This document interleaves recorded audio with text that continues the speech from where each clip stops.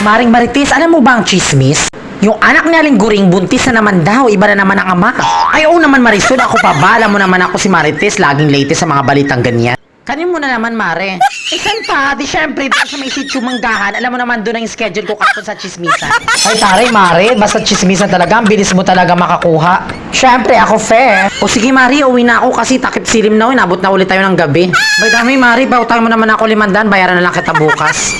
Sige, Mare. Basta bayaran mo to bukas ha. Pambili kasi to ng gatas ng anak ko. At saka ginabi na tayo, Mare. Magpapakain pa pala ako ng mga alaga kong baboy. Oo, mabayaran kita bukas. Sure yun. Ano ka pa? Ako pa ba? Ang dami-dami kong pira. O ito, Mare.